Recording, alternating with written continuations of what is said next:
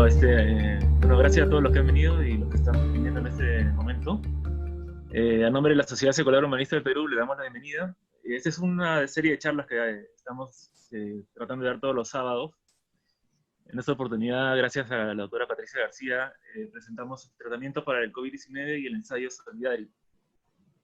Patricia García es doctora de la Universidad Cayetano Heredia, magíster en Salud Pública de la Universidad de Washington. Ha ocupado el cargo de ministra de Salud en el 2017, ha sido decana de la Facultad de Salud Pública y Administración de la Universidad Cayetano Heredia, y es docente de la Cayetano Heredia también y profesora principal de la Universidad de Washington. Entonces ahora los dejo con ella, y bueno, después de la presentación, quienes quieran hacer preguntas y participar, por favor, levanten la mano aquí por la aplicación.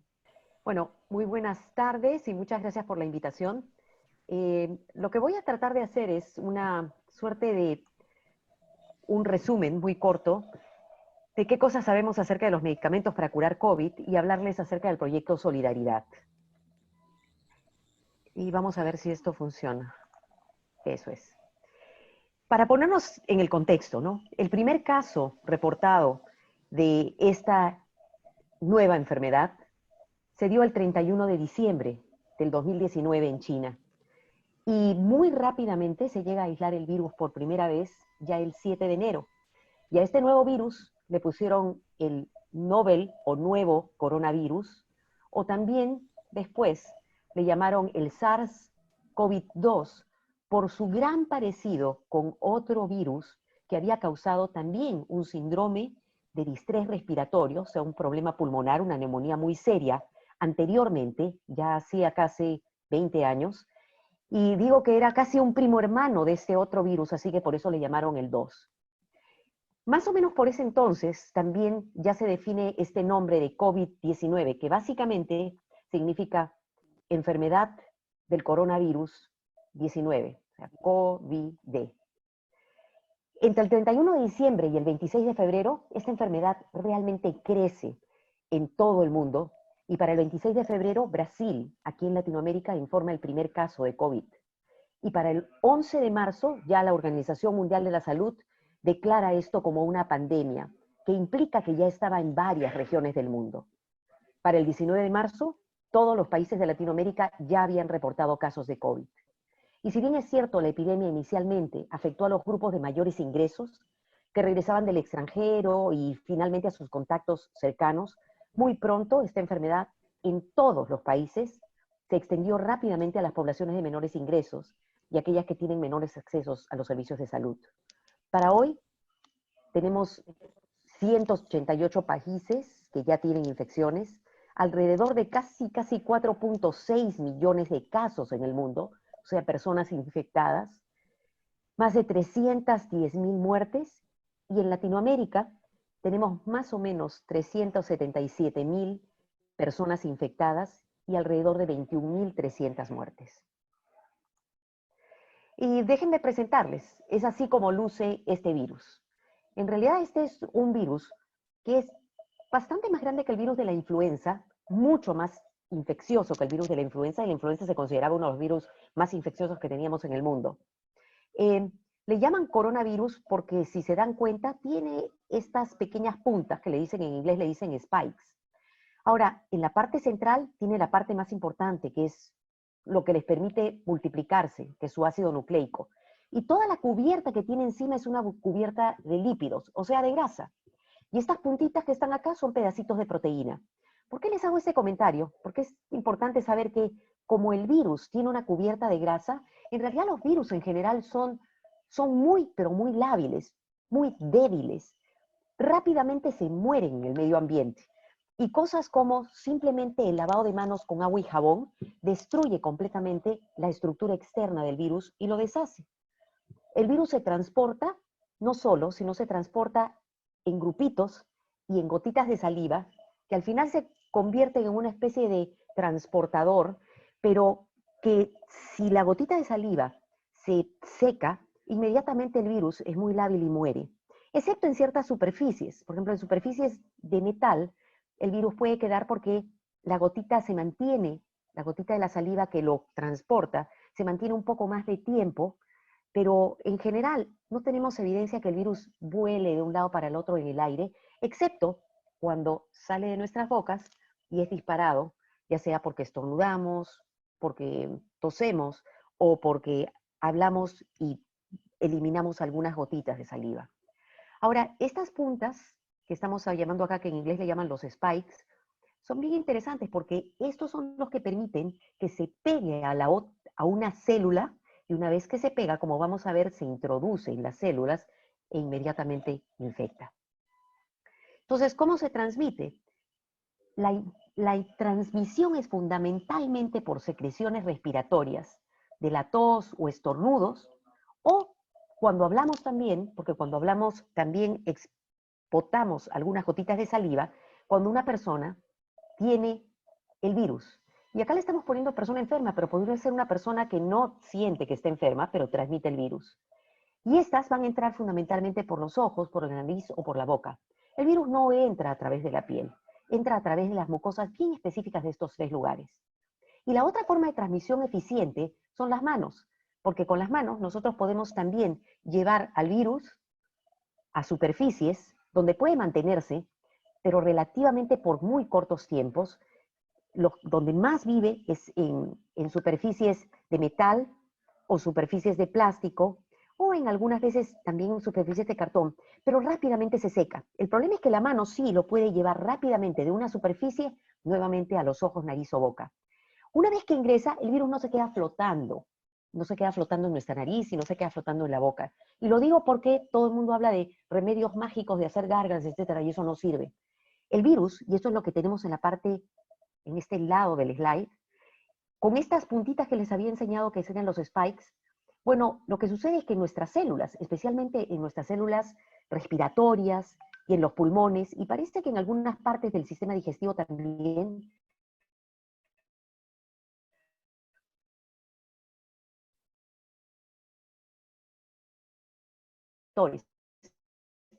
que, que permite que el virus inmediatamente comienza a inyectarse a la célula, ingresa y hace que nuestras células comiencen a virus, células en máquinas, el virus dentro de nosotros. En relativo corto tiempo hemos aprendido mucho. Hemos aprendido desde aquí, desde la microbiología, que yo les decía, sabemos que este es un virus que se introduce, que a través de sus puntas se pega a nuestras células, se introduce, nos convierte en fábricas productoras de virus y nos enferma. También sabemos acerca del contagio, que el contagio se da por secreciones de personas infectadas. Sabemos por incubación hasta casi 14 días. Por eso hablamos de, yo puedo comenzar a tener síntomas desde tan temprano como 4 días, 2, 3, 4 días, hasta casi 14 días. Sabemos que los síntomas son clásicos, acompañado con dolor de cabeza, malestar y tos. La falta de aire es uno de los que llamamos nosotros signos de alarma. ¿Okay?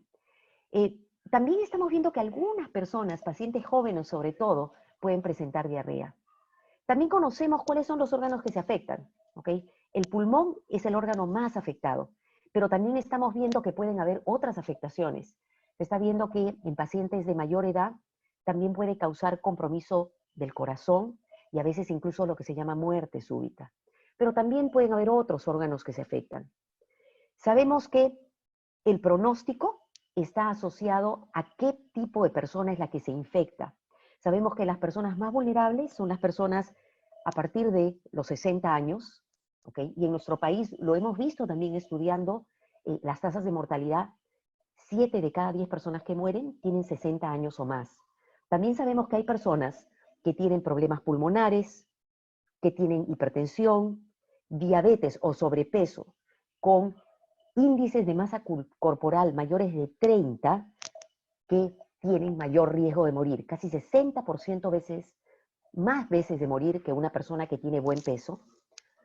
Y eso nos permite entender que el pronóstico está asociado entonces a ser más vulnerable.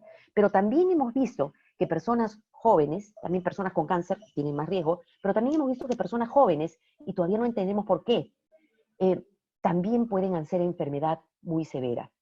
Se estima que más o menos un 25% de los pacientes pueden hacer enfermedad severa y que probablemente entre un 5 y un 15% de ellos vayan a morir.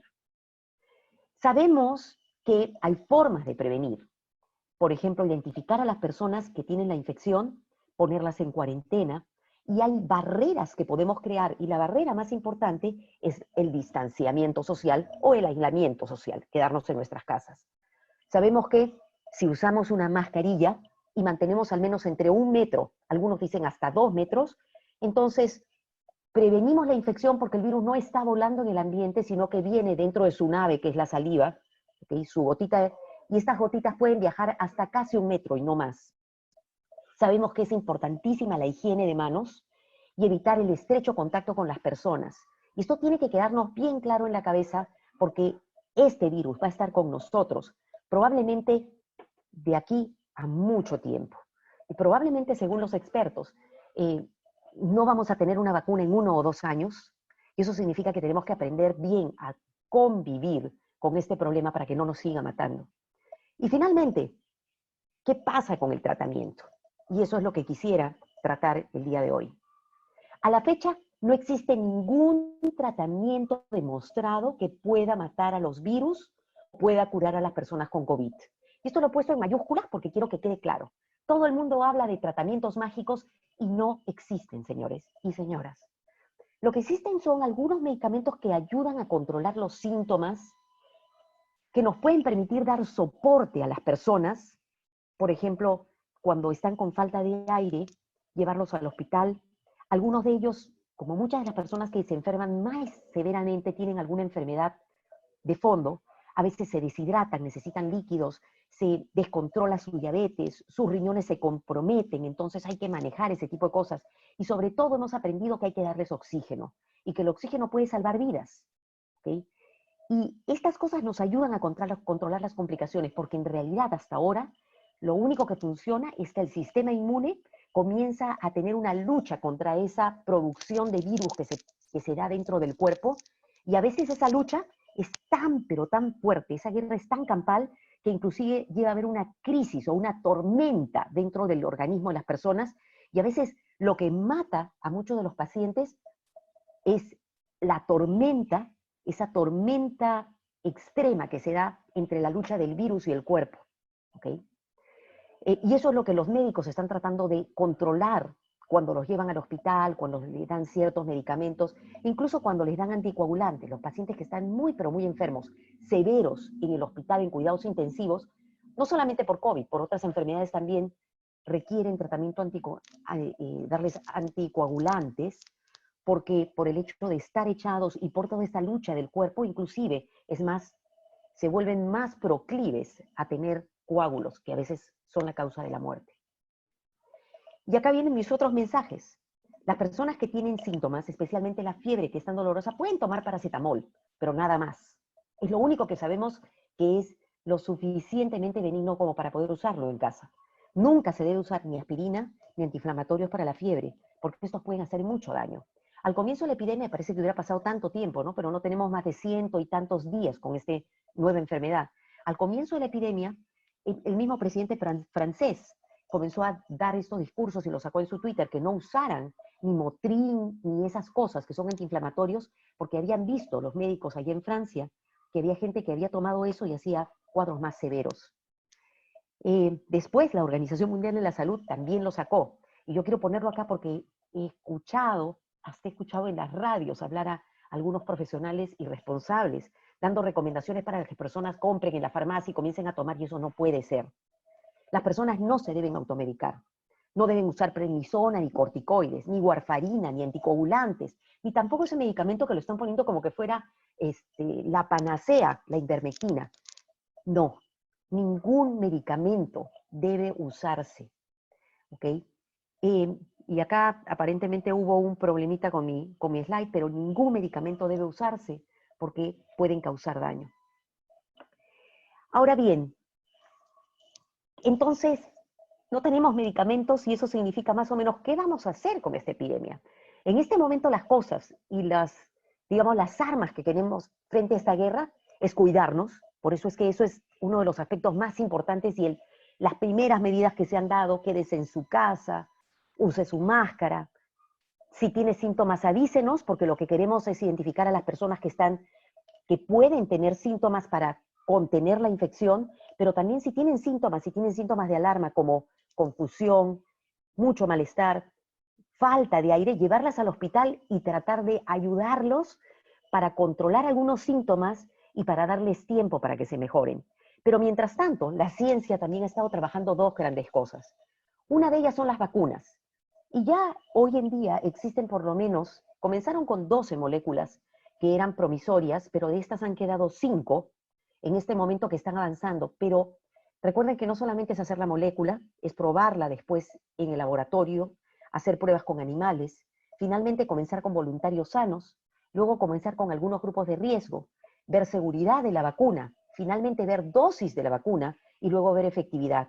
Y después de todo ese proceso, para las vacunas, la otra cosa que hay que ver es cuál es la capacidad para hacer la producción de vacunas y después la implementación en el país, y los diferentes países. Y esto todo se ha estimado que podría demorar de 1 a 2 años en el mundo. Ojalá que esto avance más rápido.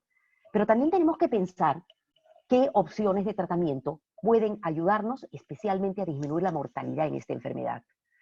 Ahora, para ver tratamientos, también buscar una vacuna puede demorar digamos, no en tiempos de emergencia ni de guerra como ahora, sino normalmente de 10 a 20 años. Y ahora esto se está tratando de hacer en el menor tiempo posible y probablemente lo podamos hacer en 1 año, tal vez en 2. ¿Y qué hay con los medicamentos? Bueno, los medicamentos también. Medicamentos. Sacar un nuevo medicamento puede demorar entre 10 y 20 años también. Entonces, en lugar de crear nuevos compuestos desde cero, que pueden llevar años para desarrollarse y probar, los investigadores están buscando identificar algunos medicamentos que ya están probados para otras enfermedades y reutilizarlos, porque ya por lo menos sabemos que estos son en gran medida seguros. Entonces, hay una serie de medicamentos que se han estado probando en el laboratorio contra virus y contra el coronavirus. Y de allí se han sacado algunos candidatos. Y también se han estado analizando medicamentos que todavía no estaban aprobados, pero que sí han funcionado bien en estudios animales con otros 2 coronavirus mortales.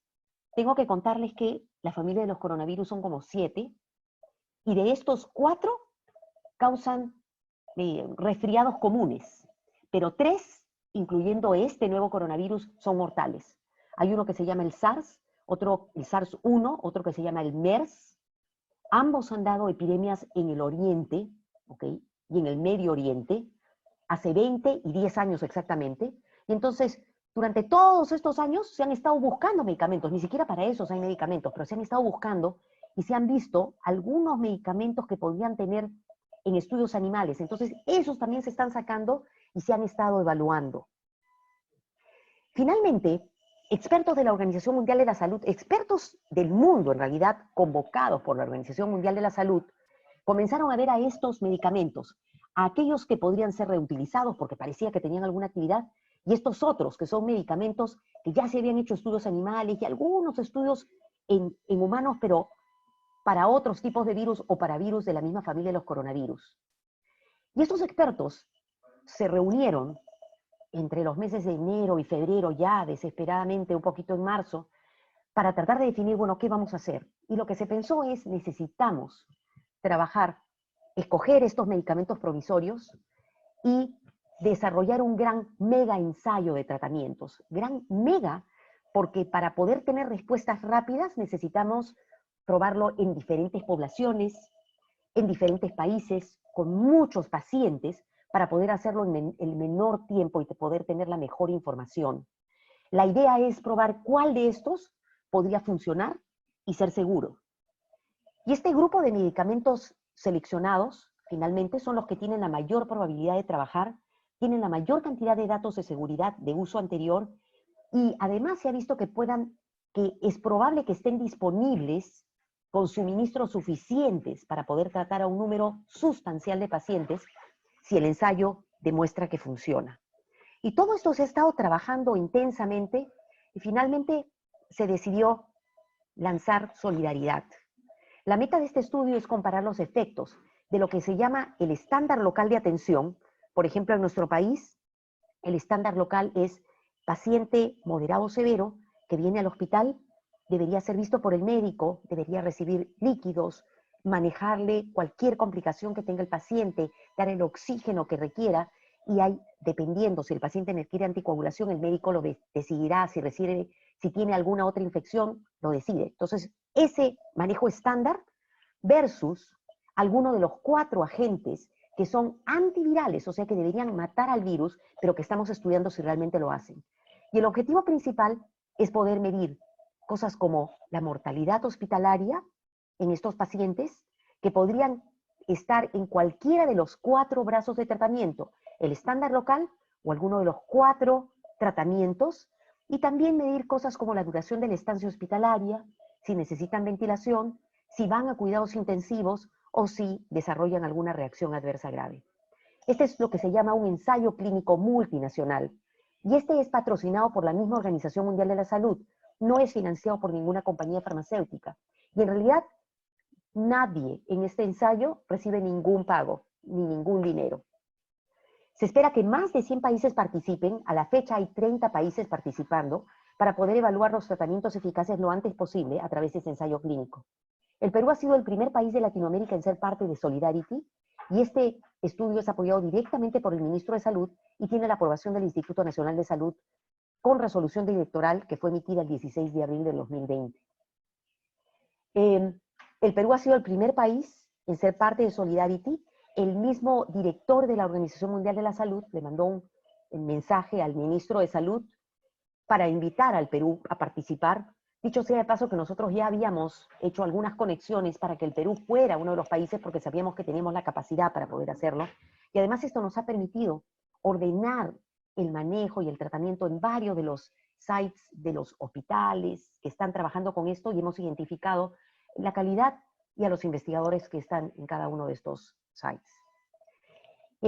Estamos trabajando en esto, el doctor Eduardo Gotuso, como investigador principal por parte del Ministerio de Salud, porque él comanda el grupo de expertos que apoya al Ministerio de Salud, y yo como Universidad Peruana Cayetano Heredia, pero yo presido también la Comisión de Innovación para COVID en el Ministerio de Salud. Y quienes nos apoyan son la doctora, Ana Larson, que es nuestra coordinadora nacional.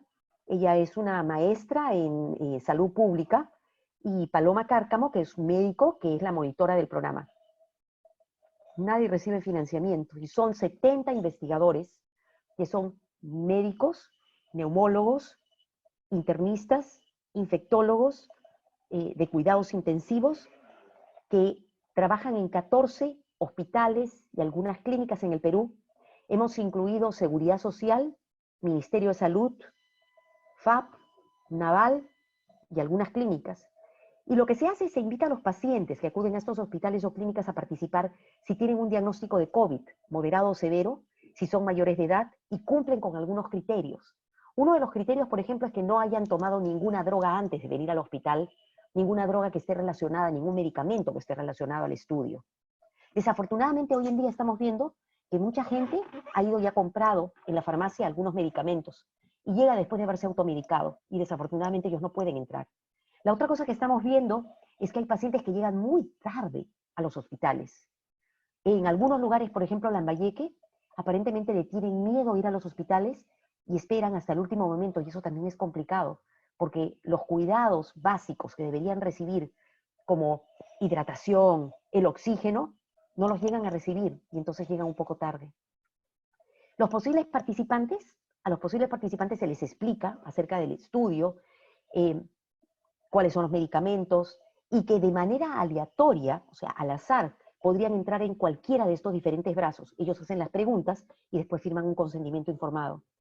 Una vez que entran al estudio, el médico o el paciente en cualquier momento puede decir: yo ya no quiero estar en el estudio, y no hay absolutamente ninguna razón para no permitírselo. O sea, y el médico decide qué otras medicinas y qué otro manejo puede darle.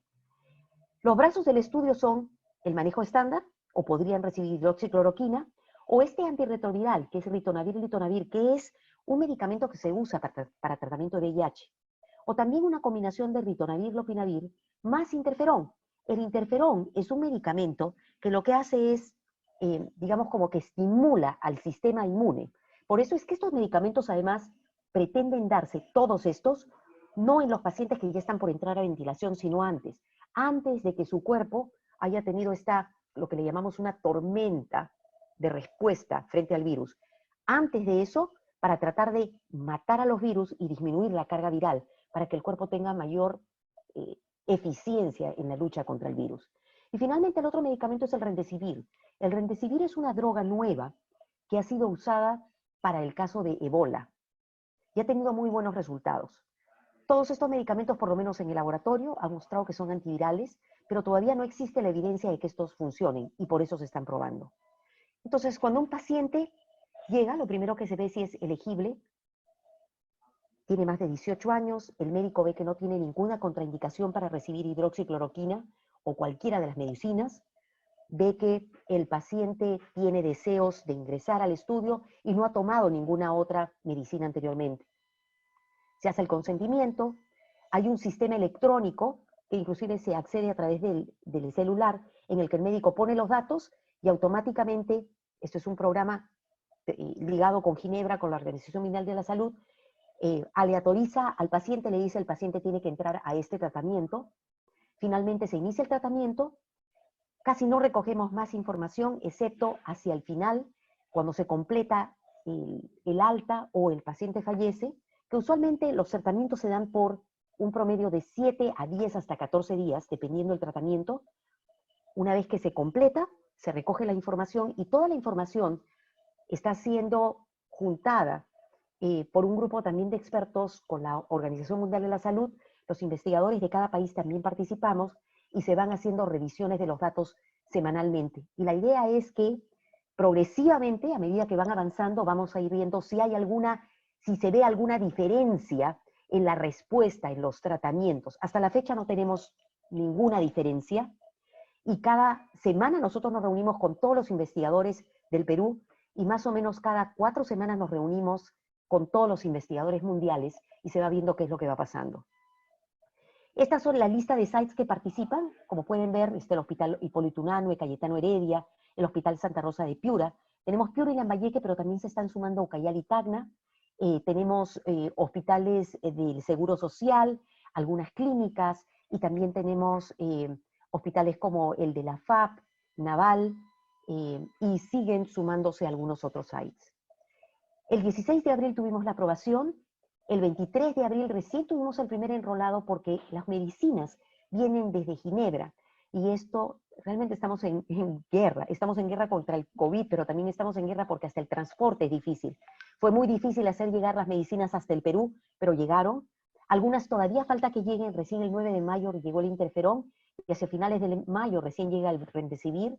La idea es que estamos planteando reclutar hasta 1000 pacientes y estimamos que esto va a demorar alrededor de 5 meses, esperemos que sea mucho antes, de acuerdo a la velocidad del estudio. Y a la fecha ya tenemos 69 pacientes reclutados, cada día vamos registrando y vamos viendo qué es lo que pasa. Hay muchos que están de alta, hay algunos que han fallecido, pero vamos a continuar trabajando. Y eso es lo que les quería presentar acerca del estudio Solidaridad. Si alguien tiene alguna pregunta o alguna duda, que no quiera hacerla ahora, porque ahora estoy lista para responderles preguntas acerca de COVID, acerca de cómo va la epidemia, acerca de los tratamientos, acerca de solidaridad. Pero si alguien tiene algún interés especial acerca de este estudio, pueden contactar a nuestra coordinadora nacional, Ana Larson, Ana con doble N, williams@gmail.com. Y ahora sí, dejo de compartir mi pantalla y estoy con todos ustedes. Muchas gracias, doctora Patricia, por su participación y su excelente ponencia. Bueno, ahora vamos a pasar con la ronda de preguntas. Quiero recordarles a todos que pueden levantar la manito en la aplicación para poderles darle paso al audio. Buenas tardes, Patricia. Muchas gracias por la explicación. Una inquietud que tengo. La Universidad Cayetano Heredia es una de las más entusiastas, impulsoras del uso medicinal del cannabis. ¿No han considerado hacer un ensayo con cannabis medicinal controlado porque en realidad es muy difícil. En el resto del mundo casi no hay estudios. Creo que en Israel se está empezando a hacer porque por parte de las farmacéuticas no hay ningún interés. ¿Me estás hablando de un ensayo para tratamiento de COVID con cannabis? Sí, no como cura, sino como análisis de la respuesta del sistema inmune. No hay ninguna evidencia de que cannabis tenga una actividad en el sistema inmune. Las evidencias que existen con respecto a cannabis, que son muy claras, tienen que ver con control del dolor, ¿ok? Entonces, eso está muy lejos de lo que estamos buscando en este momento. En este momento lo que estamos buscando son antivirales. Sabemos que acá hay un virus y lo que queremos son medicinas que puedan matar al virus. Entonces, tenemos poco tiempo, hay relativamente pocos recursos me refiero a que en medio de toda esta situación, hasta transporte, movilización, todo es complicado y tenemos que enfocarnos en aquellas drogas que puedan ser realmente promisorias y esas son las que tienen actividad antiviral. Hola Miguel, sigue tu pregunta. Buenas, sí, bueno, considerando la población infectada que ha sido detectada, que ahorita ya va por los 85.000, digamos que redondeáramos así, forzáramos la cifra a 100.000, siendo la amplia mayoría la que se encuentra en Lima. Tengo entendido que en lo que es Lima Central, que incluye como distritos tipo San Miguel, Magdalena, Pueblo Libre, creo que en total suman 1.8 millones de habitantes, todo lo que se considera como Lima Central. Se supone que ahí el foco de infección es menor. En tal caso se concentra en los conos, ¿es esto cierto? O sea, en el caso de que alguien tuviera que, digamos, salir para trabajar una vez que termine la cuarentena, lamentablemente no todos pueden hacer home office. Sería más seguro evitar estos sitios, intentando minimizar la probabilidad de contagiarse, ¿no? Ya, te voy a decir, la primera cosa es que no sabemos, lo que nosotros estamos viendo es un poquito el pico del iceberg y un pedacito de abajo, nada más, ¿ok? Entonces, cuando me dices, acá en algunos sitios hay, en otros sitios no hay donde los has buscado. Muchos de las personas infectadas en nuestras estadísticas tienen que ver con algunos grupos poblacionales a los cuales se ha ido a mercados, ahí encuentras. Vienes a otro mercado, encuentras.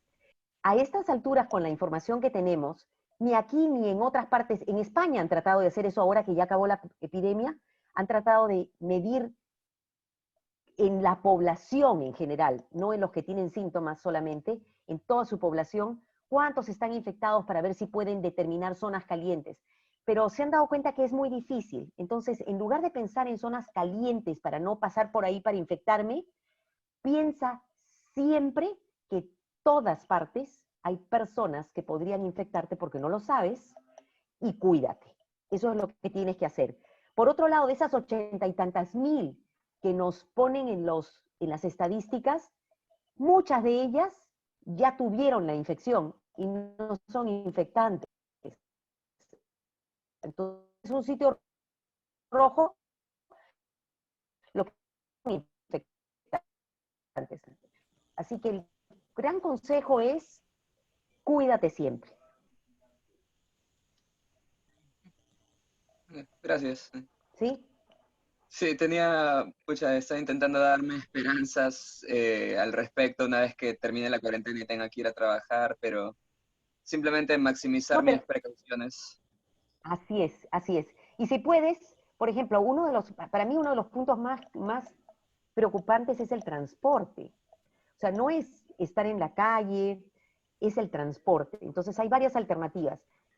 Si puedes irte en bicicleta, movilízate en bicicleta. Si tienes tu propio carro, en tu carro estarás con menos riesgo. Si vas a subir a transporte público, asegúrate, yo creo que todos tenemos que estar empoderados de que el transporte público, la gente mantenga una distancia de 1 metro, llevas tu alcohol gel, a la hora de subir te subes, te limpias las manos con tu alcohol gel, siempre con tu máscara, bajas, te limpias las manos con tu alcohol gel y mantienes ventilación. Eso es lo que tenemos que hacer, no nos queda otra. Doctora, quería preguntarle sobre una noticia que está pululando hace algunos días sobre laboratorios Farbet y su intención de utilizar gallinas para producir anticuerpos contra el COVID. ¿Qué Se cortó, pero creo que se entendió la Sí, idea, sí, ¿no? sí, Sí. sí, sí. En realidad, anticuerpos se pueden producir de muchos animales. Podemos producir anticuerpos de caballos, podemos producir anticuerpos de gallinas, podemos producir anticuerpos de llamas, por ejemplo. Y deben haber visto inclusive una noticia. Las llamas, por ejemplo, son excelentes para producir cierto tipo de anticuerpos. Entonces, Farvet lo que está haciendo es está haciendo un modelo animal en el que más bien, más que producir anticuerpos, lo que está haciendo es está probando una primera molécula que ha sido diseñada desde, por unos investigadores inclusive de la Universidad Peruana Cayetano Heredia, que podría ser tal vez una buena candidata para vacuna. Y lo que está haciendo son las primeras pruebas animales, y los animales que están usando son gallinas, porque tienen ciertas características propias. Dicho sea de paso que el coronavirus no es, o sea, hay diferentes familias de coronavirus, pero esta es una familia bien mala de virus. Y eso ya lo sabíamos, comenzamos a entenderlo en los años 60. En realidad, en el año 1912 un alemán fue la primera vez que descubrió una enfermedad que tenía que ver con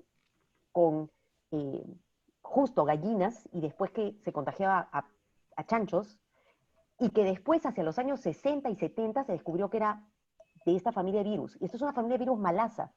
Y es malasa porque causa infecciones muy serias en diferentes tipos de animales, y finalmente ya más recientemente descubrimos que causaba infecciones leves primero, como estos resfriados que les decía de coronavirus, y ya hace 20 años descubrimos que podía causar neumonías, como el SARS, el MERS, y ahora sufrimos el coronavirus. Entonces, no me sorprende ni me parece mal.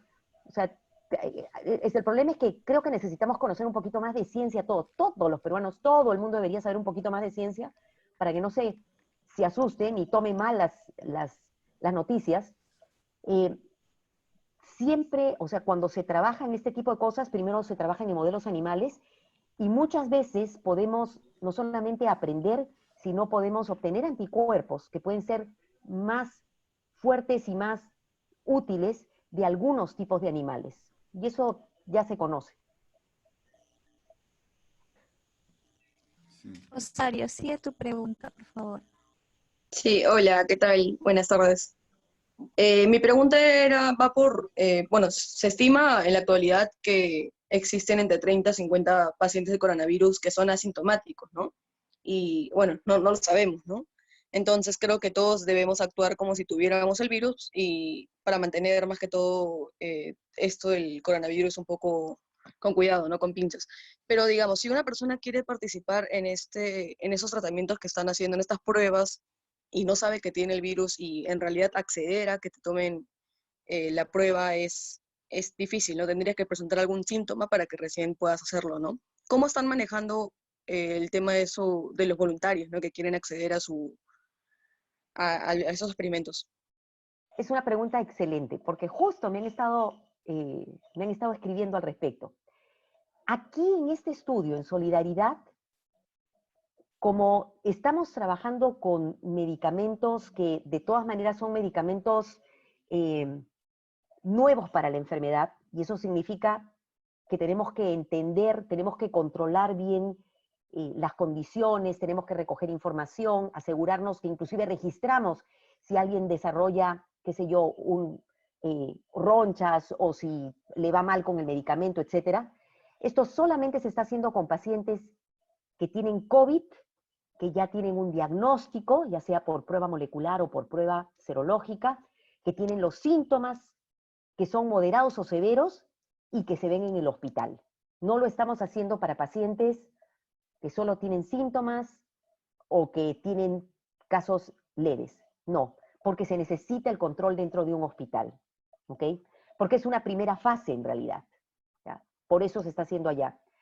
Lo que sí va a suceder seguramente en el transcurso de los siguientes meses es que se van a comenzar a hacer también los estudios Solidaridad de vacunas, y se van a llamar, por lo menos, yo les había contado que hay por lo menos 5 moléculas que ya son candidatas que están avanzando a hacer vacunas. Fíjense, posibles 5 vacunas. Deben haber escuchado una de Oxford, deben haber escuchado seguramente una australiana, hay como 3 más, y hay 12 más que están en el camino. Entre esas está la peruana también, ¿ah? ¿Okay? Entonces, para esas vacunas, y también se va a trabajar en varios países, se van a necesitar voluntarios, sí se van a necesitar. Y seguramente vamos, porque esto recién se está organizando en este momento, todavía las vacunas no están para ser probadas en humanos, entonces ahí sí lo que se van a ver varias cosas. Se van a pedir voluntarios y obviamente a los voluntarios se les tendrán que hacer, tendremos que asegurarnos que no tienen ni síntomas ni tienen la enfermedad, ¿ok? Y obviamente van a tener que ser voluntarios, van a saber, o sea, que esta es una vacuna que puede o no puede servir. Entonces tampoco es que les vamos a decir ponte la vacuna y acércate a todo el mundo, o sea, van a tener que seguir tomando sus condiciones, etcétera. Pero todavía no estamos en eso, todavía no estamos en la búsqueda de voluntarios, ni voluntarios que tengan COVID leve, ni voluntarios asintomáticos, no estamos. Aquí en este estudio de solidaridad para tratamientos, estamos viendo tratamientos para pacientes hospitalizados. O sea, los primeros tratamientos que se están viendo es aquellos que pudieran reducir la mortalidad de las personas más enfermas. Si se demuestra que alguna de estas drogas hacen eso, la siguiente fase va a ser, ok, de repente podríamos entonces curar más temprano, porque ya sabemos que son seguras, que no pasa nada. Eso seguramente lo estaremos viendo en los siguientes 2, 3 meses, o, ojalá antes, ¿no? Y también tendremos que ver voluntarios sanos para vacunas, y en ese caso sí se va a considerar hacer pruebas. Y hay cosas que ya estamos avanzando también, se está viendo con la red de laboratorios académicos del país, porque hay muchos laboratorios en el país que han sido financiados por Concitec, para investigación, etcétera, que tienen capacidades para hacer pruebas moleculares. Entonces también estamos viendo de hacer avanzar eso, porque el Estado está avanzando muy lento en sus laboratorios moleculares públicos. Entonces, eso va a pasar, pero va a pasar en los siguientes meses. ¿Alguna otra pregunta? Hay varias manitos, ¿no?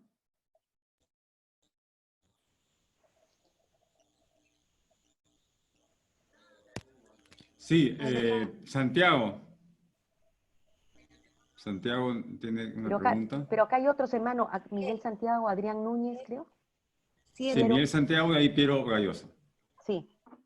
Bueno, he visto en las redes sociales, lamentablemente, muchas páginas ofrecen curas para el COVID, algunos ofrecen ozonoterapia, otros ofrecen ciertas hierbas. Tenía entendido, y corríjanme si me equivoco, que el Estado se había pronunciado al respecto de aquellos que propagaran desinformación o información fraudulenta, pero cada vez veo más abundantemente esta clase de publicaciones de gente que está intentando lucrar con la desesperación o el miedo de las personas.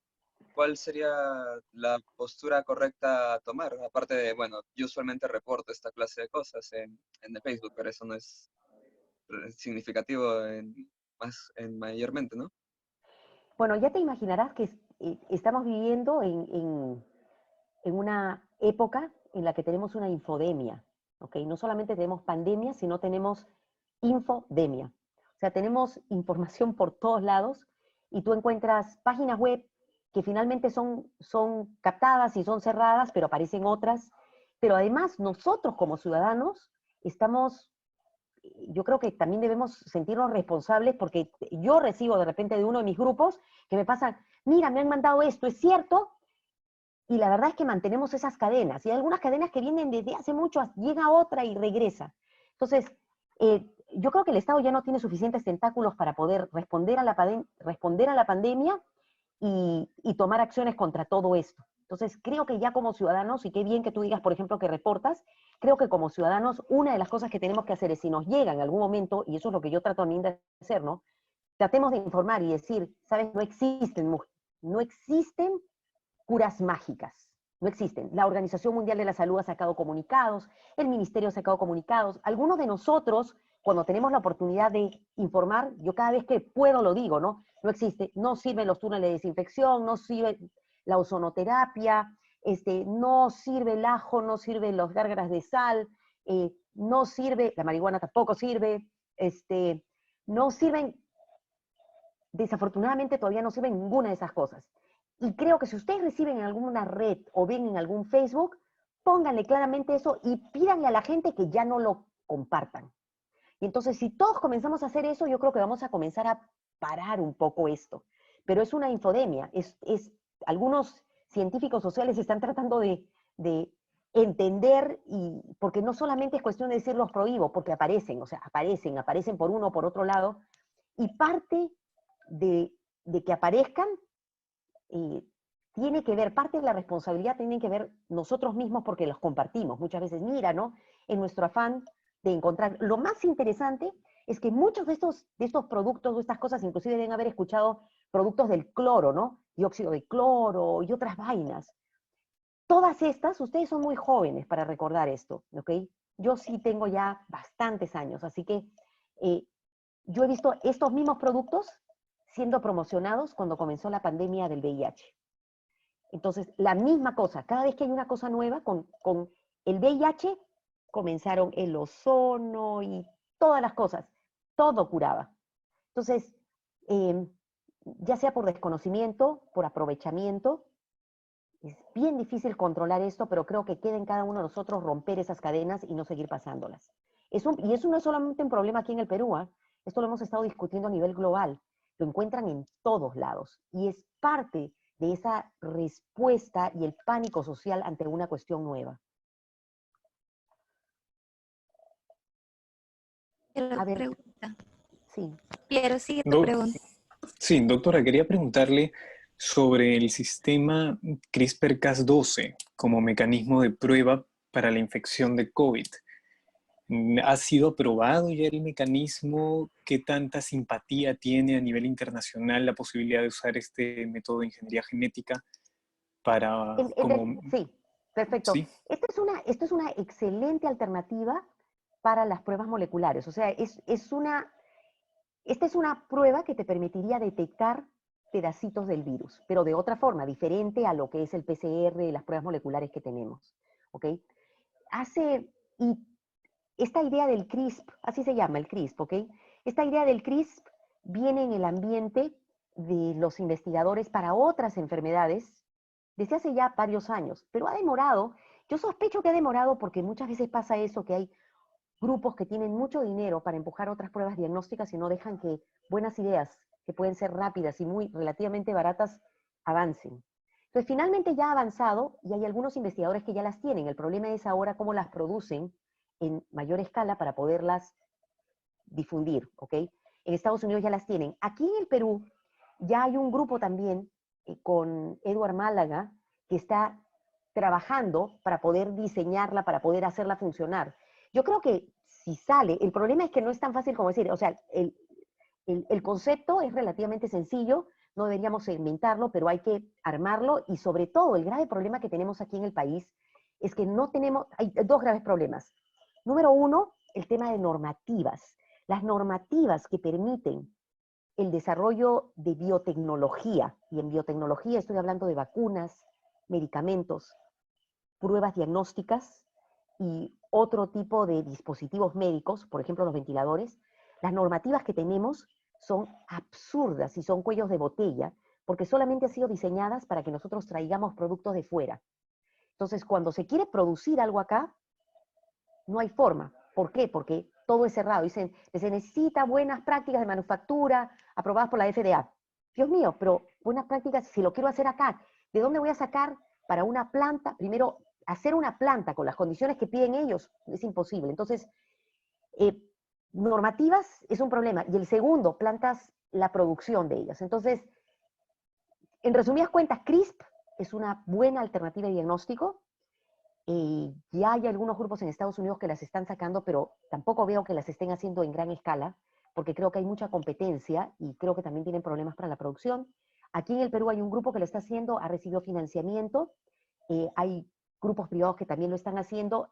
Estamos trabajando para ver cómo simplificamos algunas normativas de repente para que en los siguientes meses pueda salir. Se estima que va a demorar por lo menos 3 meses para poder tener ese tipo de pruebas, pero en el país va a tener que haber un cambio de chip después de esta epidemia tiene que haber un cambio de chip de cómo nos vamos a comportar por los siguientes 2 años para protegernos, pero también un cambio de chip porque es ya un tema de seguridad nacional el desarrollo de la biotecnología en el país para poder responder para otras pandemias. Esta no es ni la primera ni va a ser la última. Y escúchenme, se van a acordar de mi cara. Yo lo he dicho, y yo trabajo en salud pública y salud global, y lo he dicho y muchos de nosotros que trabajamos en esto lo hemos dicho. O sea, no les quiero pintar una película de ciencia ficción, y no creo que hayan todavía creo que no, van a haber virus que nos conviertan en zombies, pero sí vamos a tener nuevos virus que van a atentar contra todo lo que conocemos en nuestra civilización. Entonces tenemos que ser capaces de responder de manera rápida. Deberíamos usar mejor sistemas de información, deberíamos tener pruebas que nos permitan hacer diagnóstico. Ahora estamos limitados porque hay una escasez mundial, porque traerlos es muy difícil, porque no hemos desarrollado capacidades en el país.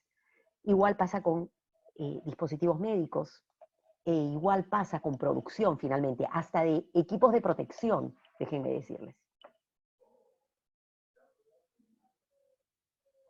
Adrián creo que estaba, Adrián Núñez. Después está Víctor, ¿sí o no? Javier, Sí, bueno, en realidad sí, yo quise levantar la mano, pero no tengo la opción, así que... Tú levantas el dedito nomás. Sí, así nomás. Quería preguntarle sobre las mascarillas que se consiguen en el mercado no para los médicos, sino para la gente común, ¿cuáles son las más recomendables? Y también sobre los guantes, si es que realmente son un mito, de alguna manera funcionan, o en todo caso si hay que evitarlo. Ok. Las mascarillas de comunidad, cualquiera prácticamente. Si tú agarras, y puedes buscar en la internet, está el jefe de la CDC que te enseña cómo hacer tu mascarilla con un polo. Suficiente. Las mascarillas de tela, suficiente. Yo uso, a mí me gusta esta porque es de color rosado, me encanta el color, ¿ok? Y es una de las mascarillas, es una mascarilla sencilla. En realidad lo que tú necesitas es una barrera para tu cara, que te agarre bien la nariz, ¿ok? Eso es lo que necesitas, nada más. Y mantenerla siempre cubriéndote la boca y la nariz en todo momento que sales. Eso es lo que necesitas, suficiente, ¿ok?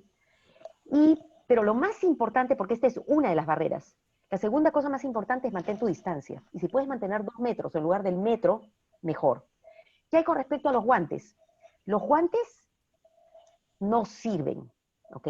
Los guantes están hechos para el hospital, donde la gente está entrenada a usar el guante, salir y quitárselo y botarlo. Aunque he visto médicos, desafortunadamente, y algún profesional de salud, y estamos tratando de reentrenarlos, que salen de la zona COVID y con el mismo guante agarran su celular. Eso es pésimo, ¿ok? Pero los guantes son hechos para el sistema hospitalario. En la comunidad no usen guantes. ¿Por qué? Porque crea una falsa sensación de seguridad primero. Ya que estoy protegiendo los dedos. Sí, pero igualito. O sea, el virus no va a entrar por tus uñas ni por tus dedos. El virus, tú de tus manos lo llevas a tu cara. Eso es lo que haces. Y con el guante, que tú crees que estás recontra protegido, has agarrado todo y después te lo vuelves a agarrar. Entonces, usar guantes en la comunidad no sirve. Falsa sensación de seguridad, mejor transporte del virus, inclusive que con tus manos, y un montón de basura que no es reciclable. Y para la gente que está en los supermercados, yo ya le he insistido, y lo he dicho, lo voy a seguir diciendo hasta que cambien esas normas, en los supermercados y en los mercados, ¿han visto las manos, han visto los guantes que usan? ¿Han visto con qué frecuencia se los cambian? Son terribles, es mucho más higiénico, y lo peor es que después, y yo se lo digo a mi casera, a la que veo una vez a la semana, que ya me creyó, encima, debajo de los guantes, como las manos sudan, comienzan a hacer dermatitis, hongos e infecciones. Es mucho más higiénico tener su frasquito de alcohol gel, bien limpiadito, te atienden, ¿ok? Te entregan, haces el intercambio, nuevamente alcohol gel, esperan y están listos para la siguiente. Si es necesario, la ventaja del alcohol gel es que tiene glicerina.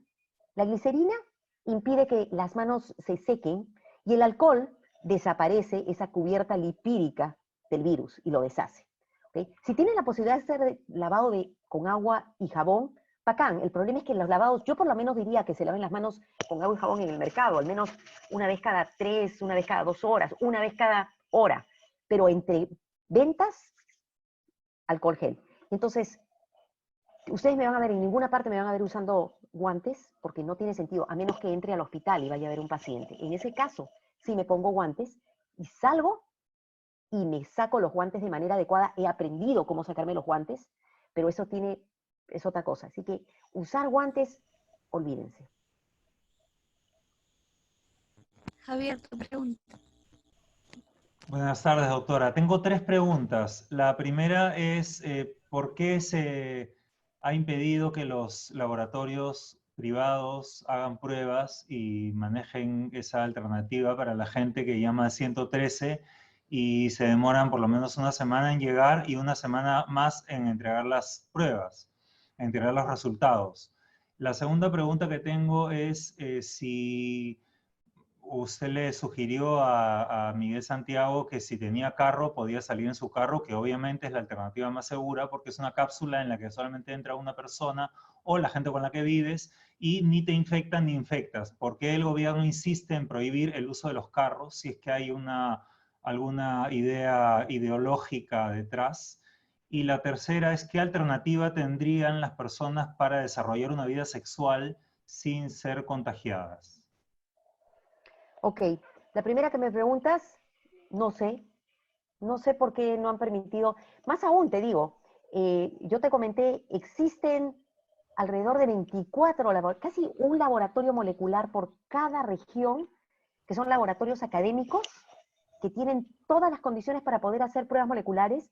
Aquí en Lima existen varios, desde el laboratorio de la Católica, de Cayetano Heredia, el de la UTEC, varios laboratorios que han ofrecido poder hacer las pruebas para bajarle la carga al laboratorio del INS, totalmente, o sea, y hacerlas sin ningún costo, simplemente ofreciendo a su personal y a los laboratorios, con todas las condiciones del caso, y todavía el Instituto Nacional de Salud no responde, ni el gobierno. Y eso ya se lo he dicho al ministro, ya, pero sin embargo, ya hemos hecho desde mi comisión, además porque yo tengo la comisión de innovaciones, hemos planteado todas estas cuestiones y todavía no aparece. Entonces, no tengo la menor idea por qué tampoco los laboratorios privados. Los laboratorios privados cobrarían, ¿ok? Pero yo te estoy hablando de haber puesto al que en Chile se cobra por pruebas. Yo creo que las pruebas deberían ser gratuitas acá, y teníamos la capacidad para hacerlo, pero no sé por qué no se ha hecho. O sea, es la primera respuesta. La segunda es, tampoco sé por qué no han permitido que los carros salgan. Ahora, esto le soluciona el problema solamente a una proporción así de la población. El problema es que si salen muchos carros, también lo que vamos a comenzar a tener es muchísimo tránsito. Y eso al final también aumenta, de todas maneras, va a aumentar una serie de cosas. Vamos a necesitar más policías, qué sé yo. Pero no sé por qué no lo han hecho, ¿ok? Tampoco sé por qué redujeron el número de horas de atención en los supermercados, que condicionó una mayor cantidad de gente en los supermercados. Yo estuve proponiendo que eso se amplíe, ¿ok? Y finalmente, con respecto a estas alternativas de la vida sexual de las personas, es una pregunta bien complicada. Y yo creo que lo que va a tener que suceder de acá, tal como yo trabajo en enfermedades de transmisión sexual también, y cosas que recomiendo es, usualmente, o sea, siempre existen 3 alternativas, ¿no? Para reducir el riesgo de enfermedades de transmisión sexual. Eres abstinente, tienes una sola pareja, o te proteges, ¿no? Entonces tú me estás hablando, yo te diría, si tienes una sola pareja y ambos se cuidan y van a tomar los riesgos, o sea, se cuidan, me refiero a ambos usan la máscara cuando salen, tratan de salir lo menos de la casa, si tienen síntomas no están juntos, entonces probablemente esa relación va a ser segura. Si estamos hablando de tener varias parejas sexuales una por otro lado, yo diría ni hablar, porque igual que puedes agarrar una enfermedad de transmisión sexual, vas a agarrar coronavirus de todas maneras.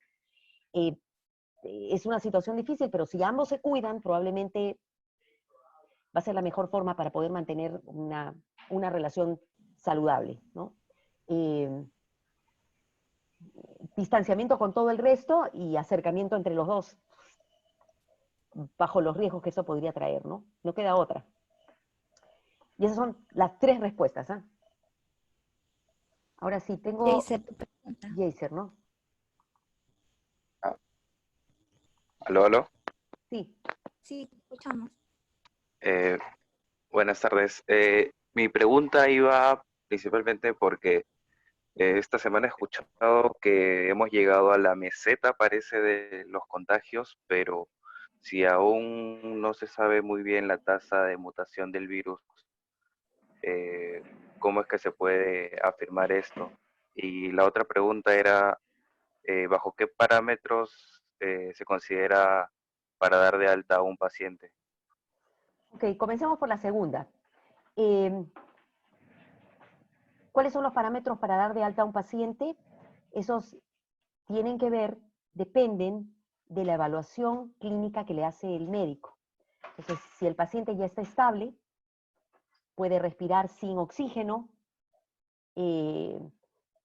dependiendo de cuál sea el grado de neumonía que tiene, el apoyo familiar que va a tener, la forma de poder hacer monitoreo, el médico decide mandarlo a la casa. Pero el mandarlo a la casa no significa que está de alta y puede salir a la calle.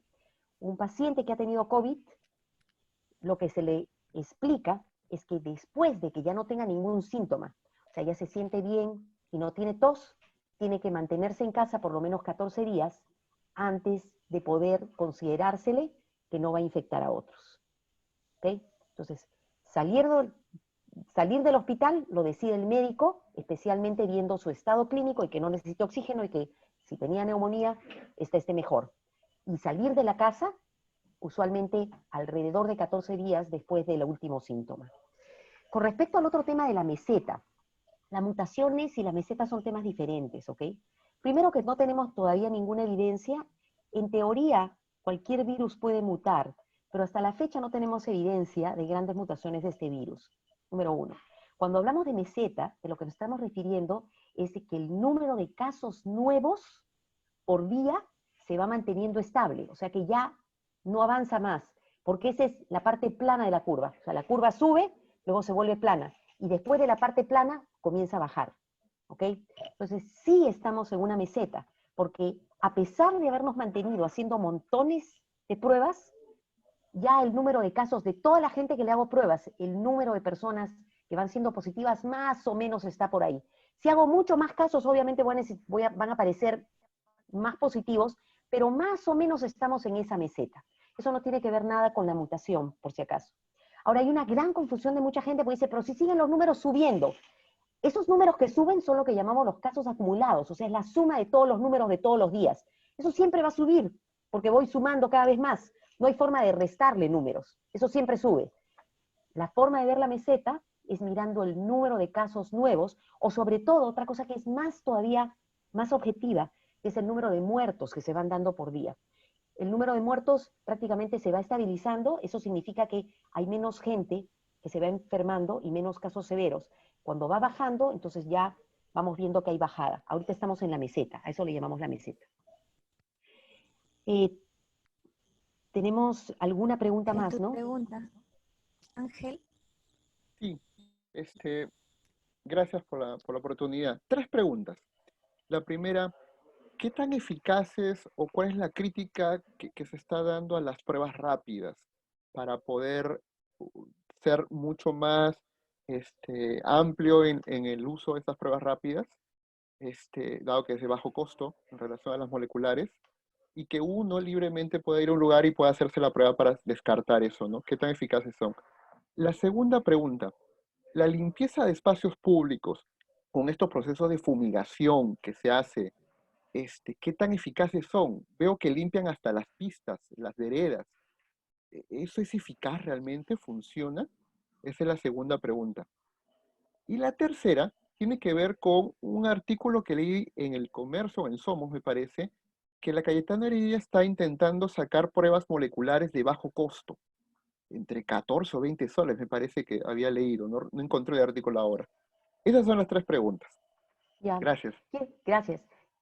Quiero aprovechar para hacer un comentario porque por ahí me lo pusieron en el chat, ¿no? Sí, efectivamente, hasta la luz ultra...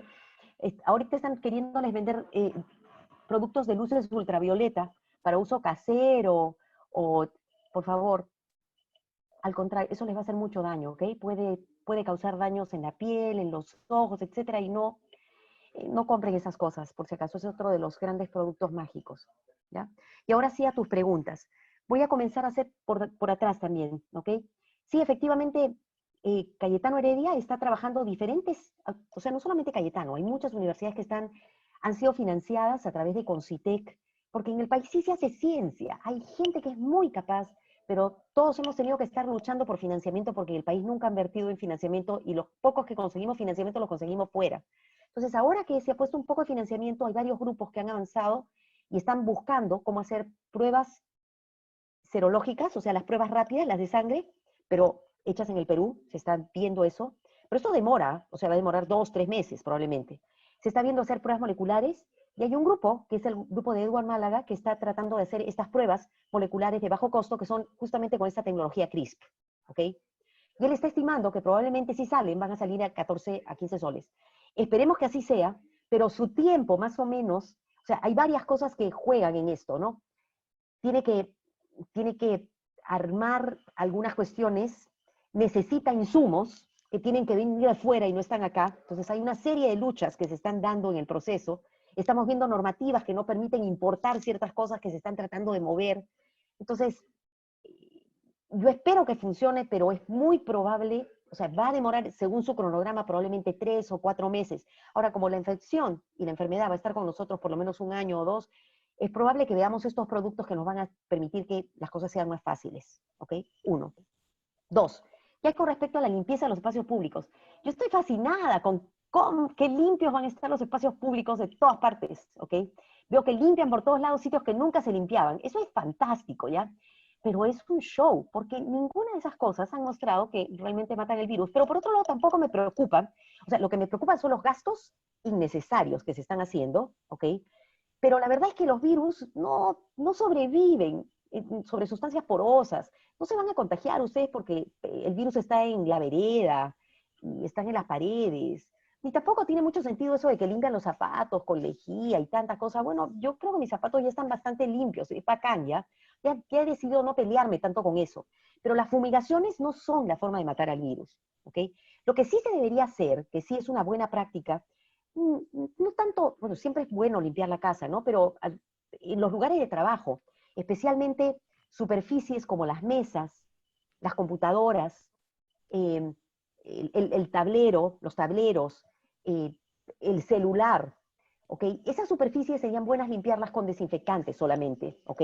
¿Por qué razón? Porque las estamos tocando a cada rato, de repente no nos lavamos las manos, entonces limpio muy bien, me lavo muy bien las manos, limpio muy bien la superficie donde voy a trabajar y eso es perfecto. Pero todo el tema de fumigaciones, en realidad, ¿no se han dado cuenta que siempre, cada vez que aparece algo, todo el mundo quiere fumigar todo? Las fumigaciones solamente sirven para matar lo que llamamos nosotros que son vectores, que son probablemente los zancudos, que son los vectores que causan malaria y que causan dengue. El resto de fumigaciones son tonterías. Ahora, para limpieza industrial de algunos, por ejemplo, de transportes, ¿no? Les es muy difícil, en realidad, desde mi punto de vista, lo que se debería hacer es agarrar agua y jabón, detergente, y limpiar pasamanos, los sitios donde uno se siente, etcétera. Pero también a veces usan, ya no fumigación, sino unos sprays de ácido peracético, que es básicamente una mezcla entre ácido acético y peróxido de hidrógeno, que es el agua oxigenada, que puede servir para limpiar, pero si ustedes echan así nomás, tampoco, deberían pasarle un trapito. Entonces, en resumidas cuentas, todas las fumigaciones que están haciendo, gastos innecesarios, la limpieza de las calles, que bacán, van a quedar limpias.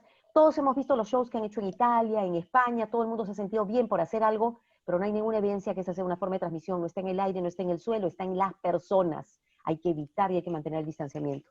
Y finalmente el tema de las pruebas rápidas, ¿ok? ¿Se han dado cuenta que cuando ustedes tienen una enfermedad, el médico lo primero que les pregunta es acerca de si tiene los síntomas?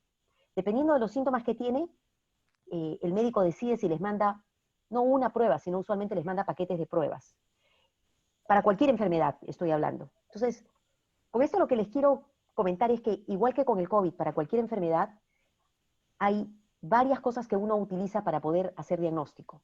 1, son los síntomas, y 2, son las pruebas diagnósticas, pero no es solamente una, sino que existen diversas pruebas diagnósticas para una misma enfermedad que me sirven para detectar la enfermedad en diferentes estadios, ¿ok?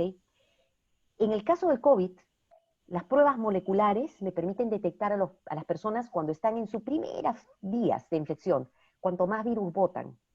Y las pruebas serológicas me sirven para detectarlos más adelante, ¿ok? Un poco después. También me sirven las pruebas serológicas para saber si alguien tuvo la infección, ¿ok? La ventaja de las pruebas moleculares, puedo detectar más temprano, pero son caras todavía, y son difíciles de hacer, porque hay que meter un hisopo que lo mete uno hasta la garganta, por la nariz hasta la garganta, ¿ok? Y demora el procesamiento. Ojalá que con las nuevas pruebas pueda hacerse un poco más rápido. Pero si yo me paso de los días, hay pacientes que tienen COVID y no se les detecta prueba molecular. Entonces, ahí aparecen las pruebas serológicas que pueden detectar a partir de los 4 o 5 días a los pacientes. Entonces, tienen su espacio primero. Las quisieron satanizar totalmente, yo creo que ahí han habido muchos intereses tratando de satanizarlas. La verdad es que tiene cada uno su rol. Habiéndoles dicho esto, ¿qué pasa con las personas que no tienen síntomas? Yo quiero saber si tengo, ¿ok? Cualquier prueba diagnóstica tiene menor valor predictivo, o sea, funciona mejor en personas que no tienen síntomas. Entonces, si una persona no tiene síntomas y le hago una prueba y tiene la infección, tal vez la detecte y tal vez no, ¿ok? Y eso es una limitación que tienen no estas, sino todas las pruebas. Por eso es que existen siempre, lo que tratamos de hacer es hacer pruebas a las personas que tienen síntomas. Eso de pruebas de despistaje o de detección nunca son perfectas porque las pruebas son mejores cuando las personas tienen síntomas.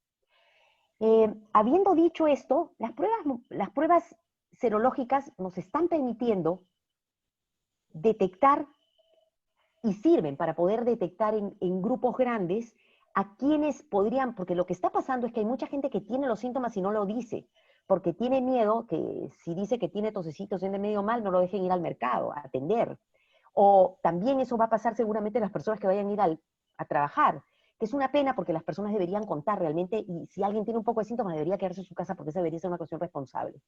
Entonces, yo no creo que debemos estar usando las pruebas para ver si tengo o no tengo la enfermedad, porque igual mi problema es que si sale negativo va a crear una falsa sensación de seguridad y voy a creer que por eso ya no lo tengo, y podría tenerlo, igual me tengo que proteger, ¿ok? Y creo que tiene sus usos y podría permitirnos, en algunos casos, entender un poco mejor lo que pasa con la epidemia. Y les cuento que como país somos probablemente uno de los primeros países que ha comenzado a usar la prueba serológica, y por eso es que parece que tuviéramos mucho más casos. Inclusive por ahí estaba viendo, decías, oh, de los países latinoamericanos tenemos más casos. Señores, lo que pasa es que en otros países, igual que nosotros, tienen limitaciones para hacer pruebas moleculares y no hacen más. Hay países que no las hacen para nada. En cambio, nosotros estamos haciendo montones de pruebas y estamos detectando hasta gente que la infección. Mientras que en otros países lo que reportan es solamente los que tienen síntomas. Aquí estamos detectando todos. Entonces, eso nos está permitiendo encontrar bolsones para tomar acciones, que la gente comience a tomar más conciencia, pero lo que no quisiera, y ese es el problema que también veo, ¿no? Que la gente piensa que por eso estamos peor. Pero no es que estamos peor, estamos sincerando lo que otros no sinceran. Yo creo que eventualmente, seguramente debemos llegar, ojalá en los siguientes meses, al punto en que si una persona siente que tiene los síntomas o siente que ha estado en riesgo o en contacto con alguien de manera clara, vaya a un sitio, ojalá que sea alguno de estos laboratorios moleculares de alguna de las universidades, o que llame y vengan a hacérselo de manera efectiva y tenga la prueba. Pero creo que simplemente hacerse la prueba cada 5 días, porque imagínense, yo me hago la prueba el día de hoy, me sale negativa, estoy feliz, ¿no? Pero voy a estar saliendo. El hecho que esté negativo hoy día no significa que vaya a estar negativa mañana si es que no me cuido, ¿okay? Esa falsa sensación de seguridad no debe existir. Ese es el problema de pretender, me hago la prueba y ya estoy bien. A mí me llamaron de una compañía y me dijeron, doctora, ¿qué le parece si nos hacemos todas las pruebas? Y si todos estamos bien, nos quitamos las máscaras. Digo, si van a vivir todos juntos y se van a quedar todos ahí, no van a salir, bacán. Pero si cada uno se va a ir, va a tomar su transporte, va a hacer eso, olvídense. Aunque sean hoy día negativos, igual tienen que usar su máscara, igual tienen que hacer distanciamiento social, igual tienen que cuidarse. Hernán, tu pregunta. Ok. ¿Qué tal, doctora? Buenas tardes. Estaba haciendo un comentario, bueno, quería que comente esta reflexión, ¿no? esto de las pandemias, por supuesto que en la historia de la humanidad para nada es un fenómeno nuevo, ¿no? Sea viral, sea bacteriológico, ¿no? Y bueno, a propósito de esto, a quienes nos gusta la historia hemos estado revisando y vemos pues que hasta en la Grecia del siglo de Pericles, cae Pericles en una pandemia, también durante el Imperio Romano, grandes pandemias en la Edad Media y terminando con la gripe española hace solo 100 años, y donde se dice que se van entre 30 y 50 millones de personas. Entonces, siendo fenómenos que dejan tremendas huellas en la historia, donde en determinadas zonas se va el 30, el 40% de la población, no son cosas menores, y quisiera su comentario como investigadora, ¿por qué no se le ha dado tanto peso a eso o al riesgo que eso vuelva a ocurrir, ¿no? Siendo fenómenos que en la historia, y para eso estudiamos historia un poco, para que las cosas no se repitan o en todo caso entenderlas mejor.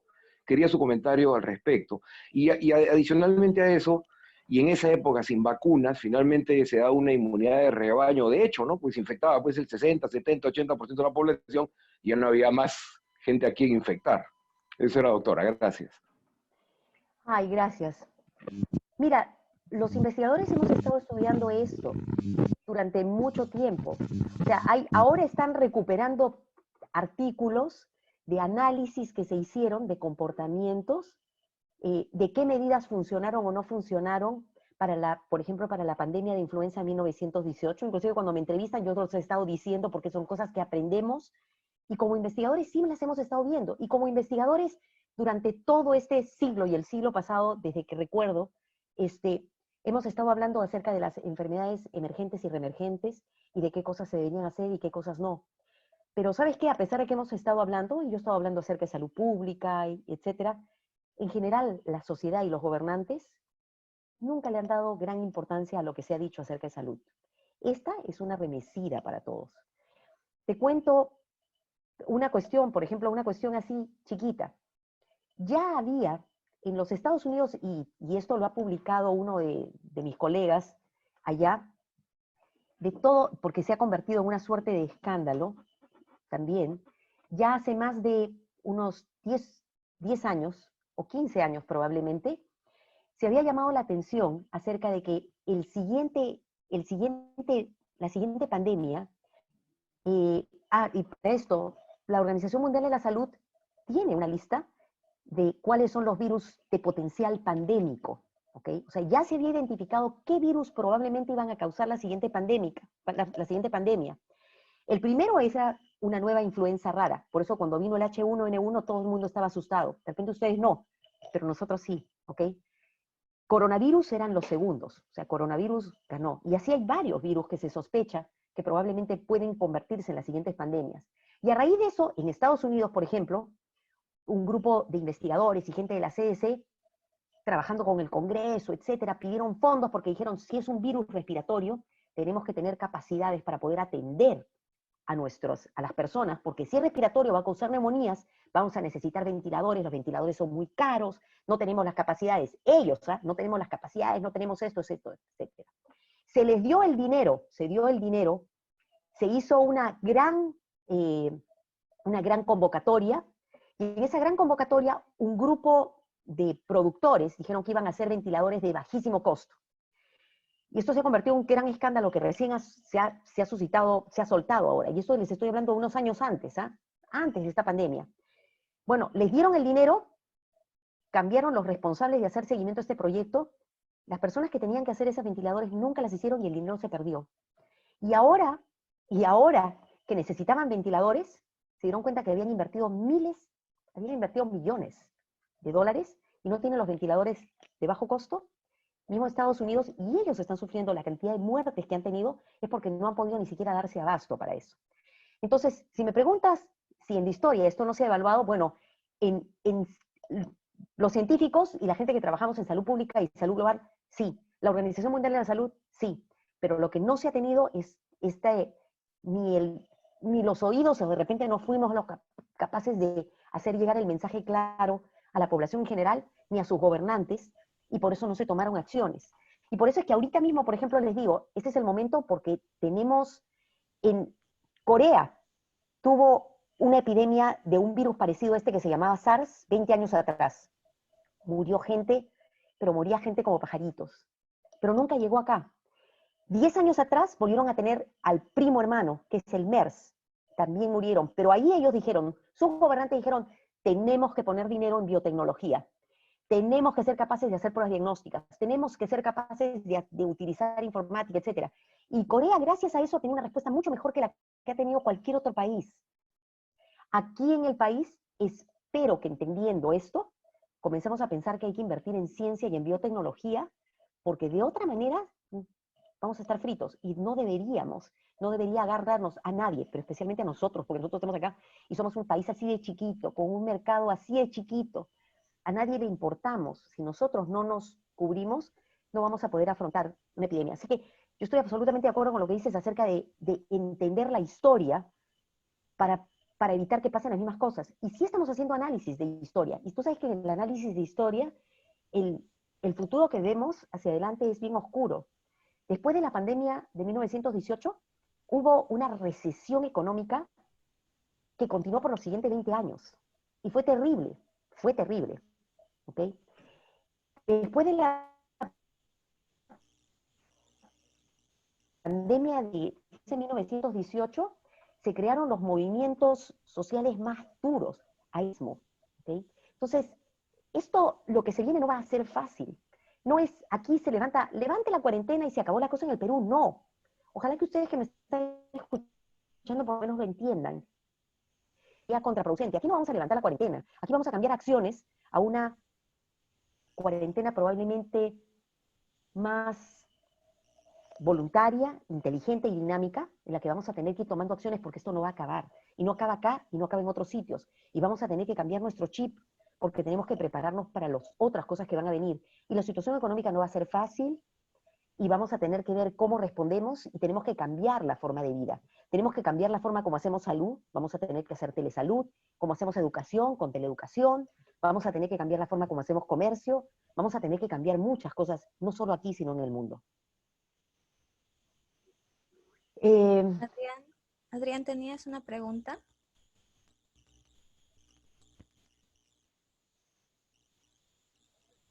No, yo hice mi pregunta antes. Sí. Bueno, Lady. yo creo que sí. Lady. Sí, Kiomi, Buenas ¿tenías una tardes. pregunta? Ah, no, Creo perdón. que bueno, ya sería, creo que la última porque estamos llegando a las Sí. 6 de la tarde, ¿no? Sí. Ya, Lady, tu pregunta, por favor. Sí, buenas noches, doctora. Quisiera hacerle una pregunta con respecto al impacto de la pandemia en los diferentes ensayos clínicos que ya estaban en curso. Es decir, sabemos que a partir de la implementación de la cuarentena y el aislamiento social, muchos de los ensayos clínicos se han tenido que paralizar, por decirlo de alguna forma, ¿no? Estudios que estaban relacionados con otras enfermedades como tuberculosis, diabetes, VIH, La etcétera. investigación. ¿Te refieres a la Exacto. investigación en general? Sí. Exacto. Bueno, Entonces, bueno, ahora, por ejemplo, los participantes no están recibiendo la droga de estudio dentro del tiempo que establece un protocolo de investigación, la adherencia a los estudios ha decaído. Entonces, mi pregunta iba, ¿qué va a pasar con los resultados de esos ensayos clínicos cuando terminen? ¿Van a ser realmente igual de confiables o se van a sesgar? Gracias. ya, yo quiero ir un poquito más allá, ¿no? Esta pandemia, o sea, tú estás preocupada de qué ha pasado con los otros ensayos clínicos, con otras investigaciones que están en curso. Definitivamente todo se está afectando, todo se va afectando. Y en cada ensayo clínico va a tener que reevaluar si realmente los resultados van a ser o no adecuados. No te puedo hablar por todos, van a tener que definir si se rehacen desde un inicio, si se reestructuran, si hacen análisis adicionales. O sea, y eso está pasando no solamente con ensayos clínicos, sino con muchas investigaciones en el mundo que han estado dando para otros temas. Pero a mí lo que más me preocupa es que en medio de esta pandemia también hemos descuidado como país y como mundo el manejo de otros temas de salud en general, en todas las personas.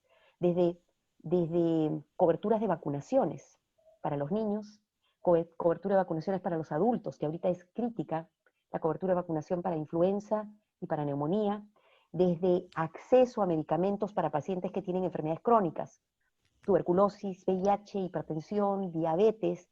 O sea, definitivamente además de la mortalidad que estamos viendo por COVID, otra cosa que vamos a ver es un pico de mortalidad que no es directamente asociada a COVID, pero que no es directa a COVID, pero que está asociada a COVID, que es porque el hecho que nuestros sistemas de salud están en este momento atorados y hemos cerrado la atención a muchos pacientes y eso tiene un efecto.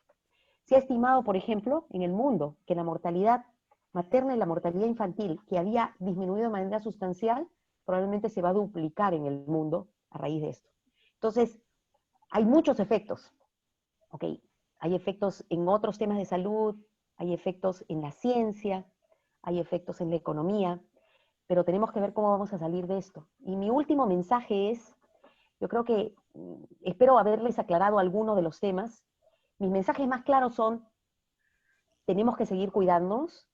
Si es bueno que estamos en la meseta, o sea, lo que se hizo anteriormente está dando resultado, ¿ok? Si tenemos números bien altos es porque estamos haciendo muchas pruebas. Hay que enseñarle a la gente que no se automedique, porque eso puede ser muy grave. Y tenemos que repensar nuestras vidas en estos siguientes 2 años, por lo menos. Hay que cambiar nuestro chip, porque tenemos que sobrevivir, tenemos que hacer que nuestro país sea más fuerte, con más biotecnología, y tenemos que prepararnos, porque la vida va a ser diferente, pero tenemos que vivirla, y tenemos que vivirla bien. Así que cuídense todos y quédense en casa. Muchas gracias. Muchas gracias, doctora Patricia, por su participación y toda la información importante en esta contingencia. Les quería agradecer a todos por su participación. Y esta charla se da gracias a la Sociedad Secular Humanista del Perú y se planea dar todos los sábados. Víctor, Adrián, ¿quieren? Sí, yo tenía una última pregunta porque ya estoy un poco cansado que en las redes todo el mundo piense que este virus fue creado en un laboratorio, ¿no? Entonces, ¿qué prueba última hay para convencer a estas personas de que esto no es cierto, ¿no? Mira, se han juntado los mejores genetistas del mundo justamente para analizar y responder esa pregunta. Y lo que han visto es que este virus es tan espectacular, tan complejo, que no existe ninguna evidencia que lo hayan hecho en un laboratorio. Para hacerlo en un laboratorio, o sea, hacerlo en un laboratorio significaría poder ser capaz de evaluar cada uno de los pedacitos del ácido nucleico, que es la parte que está dentro, y encontrarle similitudes a virus que existen, y no existe. No hay, ¿ok? Entonces, claramente, esas son cosas que la gente dice, pero ya los genetistas lo han aclarado. Esas son las famosas teorías de conspiración que también salen cada vez que hay algo que aparece nuevo, teorías de conspiración. Igual que aparecen o sea, eso es clásico, ¿ok? Obviamente con la historia, ¿no? Los tratamientos mágicos y las teorías de conspiración. Son parte de cómo la gente trata de encontrar y buscar salidas a lo difícil que es la situación, pero eso no nos ayuda. Genial. Sí. A ver, unas últimas palabras, Adrián. Nada, muchas gracias a Patricia sobre todo y a todos los que han asistido. Muy interesante la exposición y las respuestas clarísimas. Así que, bueno, agradezco a todos los que han venido esta tarde y vamos a, seguramente en estos días, postear esta grabación en nuestra página. Así que estén atentos para el siguiente sábado o quizás el subsiguiente, que vamos a dar otra charla también sobre ese tema. Sí, las charlas se van a poner, por si acaso, en el canal de YouTube de la Sociedad Secular, ¿no? Se llama Humaniza Secular. Y también en Facebook. Nos vemos. Muchas gracias, doctora. Chao, Gracias, chao. Guillermo, por la Gracias. conducción. Chao, chao.